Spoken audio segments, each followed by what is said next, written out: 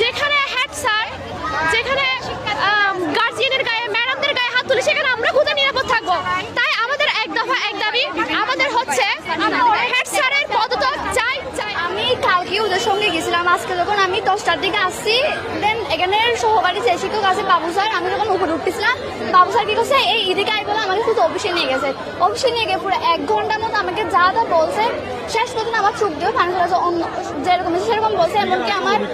এমনকি আমার অভিভাবকের কাছে কল দিয়ে উল্টা পাল্টা বলছে, আমাকে নাকি টেস্ট পরীক্ষা দিয়ে দেবে না, আমাকে নাকি এসএসসি দিয়ে দেবে না, কেমনে নাকি এসএসসি দেখে থাকবে নাকি।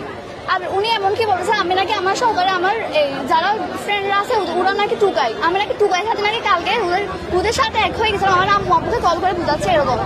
আমাদেরকে এটা প্রশ্ন বাকি ছিল, টিচারদের কাছ থেকে আমরা এটা কখনো আশা করছি? টিচাররা যদি বাবার মতো, আমাদের বাবারা তো কখনো আমাদেরকে টুকাই বলে নাই, ওনারা কোন রকম ভাবে আমাদেরকে টুকাই বলতে পারবেন? কিসের জন্য ছুটি? আমি অসুস্থ ছিলাম, অসুস্থ থাকার কারণে আমি পরীক্ষা দিতে পারিনি। তো বলতেছে যে তোমার রেজিস্ট্রেশন হবে না, তোমার 10,000 টাকা লাগবে। ওইটা বলে আবার গায়ের মধ্যে হাত দেয়, পিঠের মধ্যে, মানে বিভিন্ন উপায়ে বিভিন্ন কারণে মানে স্যার গায়ের মধ্যে হাত দেয়। রাদিয়া, আমি নিউ 10-এর শিক্ষার্থী। উনি হচ্ছে আমাদের কোচিং না করলে নাকি টাকাও দিতে হবে, না করলেও দিতে হবে। এটা কি মানা যায়? বলছি যে আমি করবো না, আমাকে নাকি টিসি দিয়ে বের করে দিবে।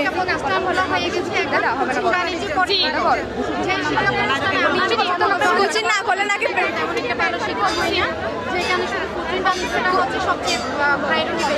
কোচিং না করলে নাকি আমাদেরকে রেড টিসি দিয়ে বের করে দিবে। কোনো সুযোগ সুবিধা দেওয়া হবে না, প্র্যাকটিক্যালে আমাদেরকে একদম নাম্বার দিবেন না। উনি আমার শরীরে হাত দিছে, টিভি না আমি নামছি, আমার ওকে মোবাইলের বাড়ি দিছে, মাথায় ছুরি ধরে আমাকে কুলে সুতো গেছে, পিঠ নিচু করে পিঠের মধ্যে ডিলিট করে দিবে, এগুলো ডিলিট করে দিবে, ডিলিট করে দিবে। যেখানে হেড স্যার, যেখানে গার্জিয়ানের গায়ে, ম্যাডামদের গায়ে হাত তুলে সেখানে আমরা কোথায় নিরাপদ থাকবো? তাই আমাদের এক দফা এক দাবি, আমাদের হচ্ছে হেড স্যারের পদত্যাগ চাই।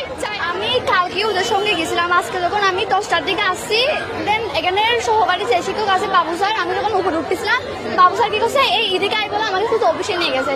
অফিসে নিয়ে গিয়ে পুরো 1 ঘন্টার মতো আমাকে যা যা বলছে, শেষ পর্যন্ত আমার চোখ দিয়ে পানি ফেলেছে, যেরকম সেরকম বলছে।